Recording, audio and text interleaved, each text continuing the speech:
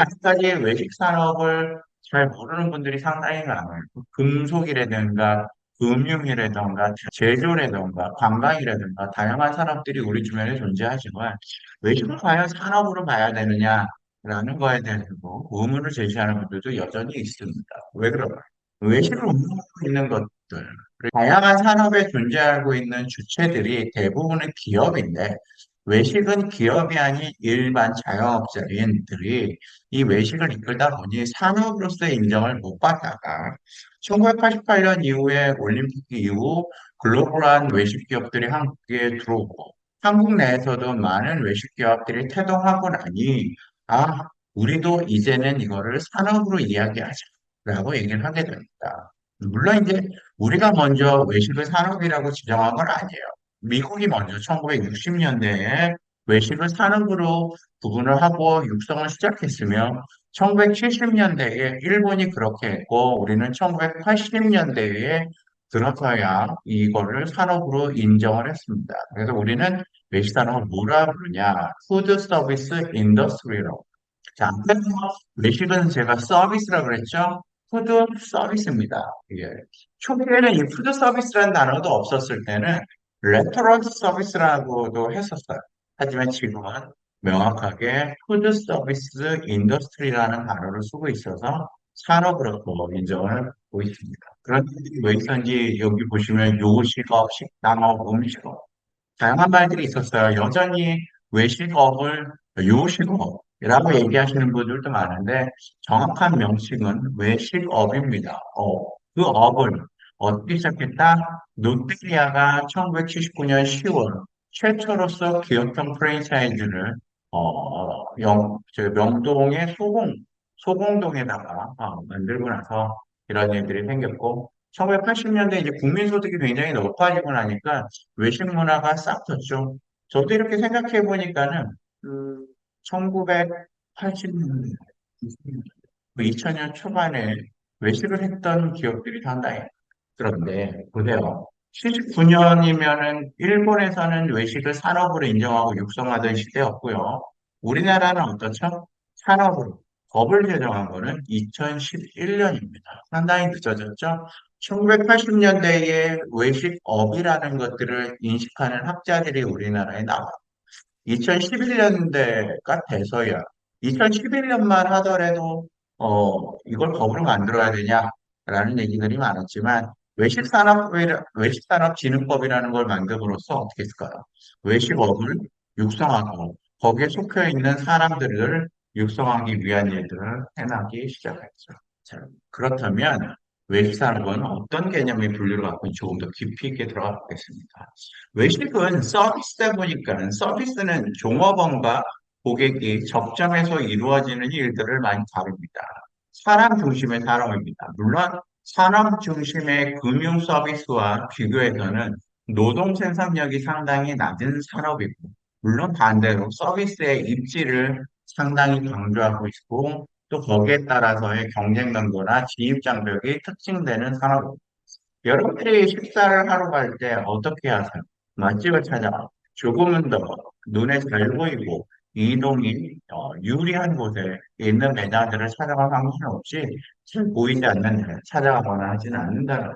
자, 외식 산업을 그래서 다양한 국가기관들이 분류를 했지만 우리가 가장 많이 쓰고 있는 분류는 통계청의 한국표준산업 분류입니다. 물론 이제 한국의 표준산업 분류뿐만 아니라 글로벌 기업들은 다 표준산업 분류 가지고 있어요. 저는 이 표준산업 분류에 따라서 이 외식산업을 분류해서 보면은 좋을 것 같아요. 자, 외식산업진흥법에서도 외식을 정의하고 있죠. 외식상품, 외식산업, 외식사업, 외식사업자. 이 분류의 정의가 상당히 중요한데, 여러분들 데이터를 취합을 할 때, 우리는 이 데이터에다가 값을 매기기 위한 명칭, 호칭, 정의를 좀 해줘야 되겠죠. 왜요?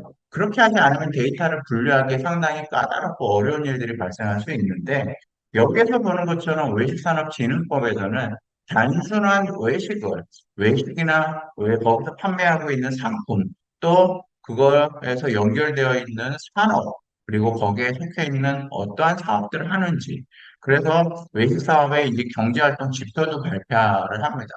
그리고 나서 외식 사업에 종사하고 있는 사람들에 대한 거기에 대한 지표도 우리가 통계청에서 관리를 하게 되는 거죠. 자, 그래서 외식 사업이라는 것들은 산업진흥법에서는 외식 사업과 외식 산업과 관련된 경제 활동이라고 정의를 하고 있습니다. 보세요. 외식 사업은 뭐라 그랬죠? 외식 산업, 외식 사업자들이 모여 있는 우리의 환경을 우리는 외식 산업이라고 그랬어요. 그런데 외식 사업은 종사자들만의 얘기가 아니라 거기에서 우리가 먹고 마시는 외식 식품에 대한 얘기도 하는 거고 외식이 있어야 될 장소에 대한 얘기도 합니다. 이렇듯 외식 산업의 진흥법에서는 사람과 장소 모든 것들을 잡았다고 보시면 돼요. 그 이전에는 이러한 법이 없었어요. 이러한 법이 없을 때는 외식이 도대체 뭐야? 또 외식을 어디까지 우리가 인정을 해줘야 돼? 또 외식이 과연 산업이야? 또 외식이 과연 기업이 운영해야 될 만한 사업이야? 라는 얘기를 할 수밖에 없었죠. 굉장히 짧죠. 2011년에 이 법이 나왔다고 하니까. 그럼에도 불구하고 현재 살고 있는 우리에게 K 브랜드가 글로벌적으로 대중화가 되고 있다는 사실은 굉장히 놀라운 사실이 아닐 수밖에 없어요. 일본이나 프랑스, 미국처럼 자신들이 갖고 있는 외식을 기업화하고 산업화하고 글로벌화했던 선진국들의 노력은 대개 50년 이상의 시간을 가지고 있었는데 반해 우리나라는 단 10년여 만에 이 법을 제정하고 K 컬처의 힘을 이 K 푸드들을 세계로 진출시킬 수 있는 계기를 만들어 주었죠. 자, 외식 사업은 업태와 명칭으로 구분을 할 수가 있습니다. 업종은 타입 업 비즈니스, 어떠한 기업에서 어떤 국적의 음식을 판매하고 있느냐를 우리는 업종이라고 하고, 업태는 그거하고 조금 다른 내용입니다. 타입 업 서비스, 어떤 형태로 서비스를 제공을 해주냐. 자, 외식은 그냥 외식이라고 기억하지 말고 외식 서비스라고 제가 기억하라고 했어요. 그러니까 업태에서 다루고 있는 서비스는 무엇입니까?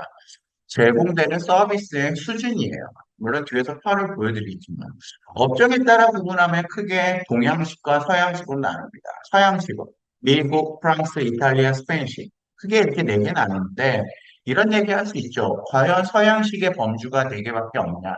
하지만 우리들이 일상생활에서 우리나라 기준이에요. 우리나라 기준에서 먹고 있는 대다수의 음식들을 서양 음식을 구분해 보니까 이렇게 나눠져 있고 더 짧은 미래에는 얘가 더 세분화되겠죠?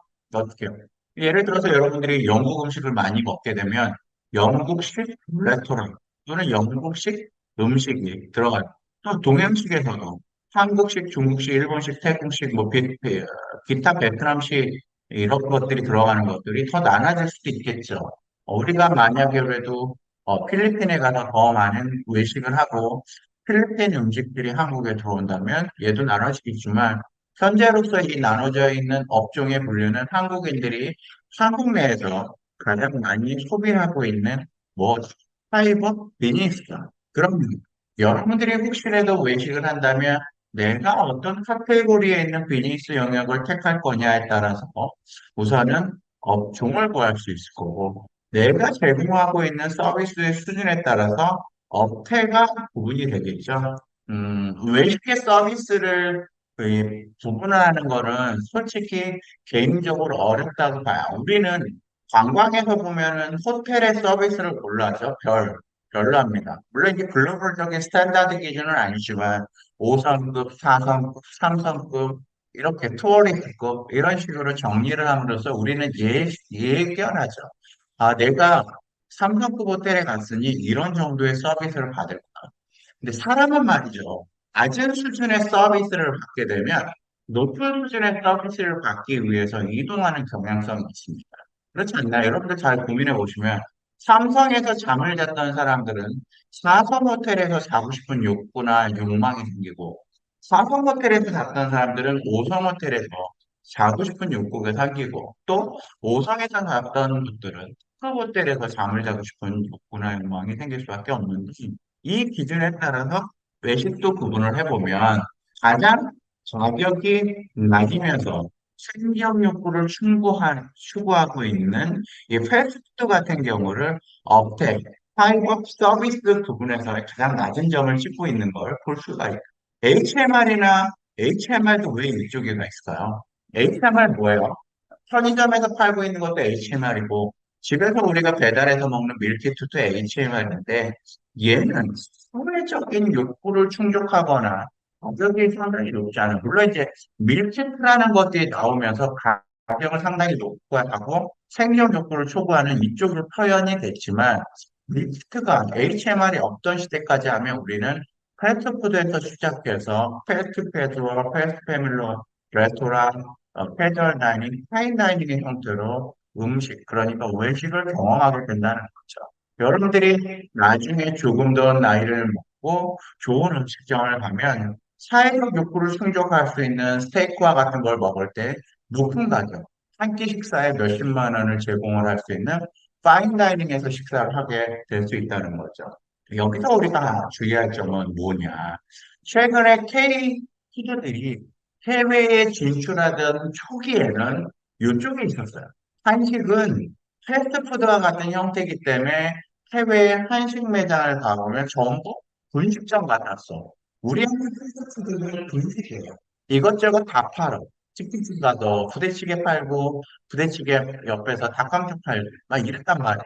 그런데 최근에 해외에 진출하고 있는 K푸드들은 다 파인 다이닝으로 합니다. 비빔밥 한 그릇에 몇만 원을 받더라도 비빔밥 자체를 어때요? 사회적 욕구 충족이나 높은 가격에 받을 수 있는 포인트로 간다는 건 뭐?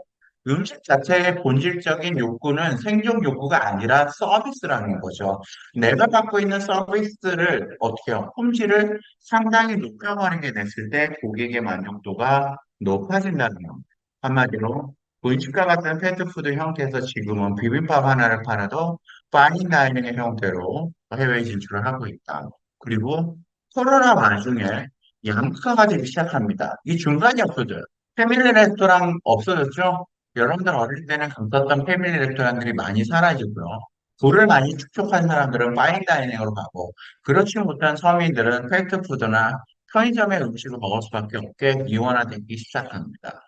이게 사회적으로 좋은 이유는 아니에요. 서비스는 다양성을 존중해서 다양한 서비스가 스펙트럼상에 존재해야 되는 거지. 그렇지 않은 사회는 좋지 않은 사회입니다. 근데 여러분들 데이터상에서 구분할 때는 어떻게 분류해서 봐야 됩니까? 이렇게 분류해서 보셔야 돼요. 분류하지 않고 데이터를 잘못 수집하게 되면 어떤 고객군에 있는 사람들이 어떤 비즈니스나 어떤 서비스 타입에 의해서 식사들을 하고 있는지 우리가 정의할 수가 없는 거죠. 소득 수준이 높아지면 당연히 일을 합니다. 내가 사용할 수 있는 소득이 점점 줄수록 패스트푸드 형태를 이용하는 고객분들이 높아진다는 그걸 여러분들 데이터 분석할 때 어떻게 해요? 파인 다이닝이나 패스트푸드 양극단을 놓고 패스트푸드 매장이 늘어난다는 사회 현상과 경제 측면을 보면 좋은 현상이 아니라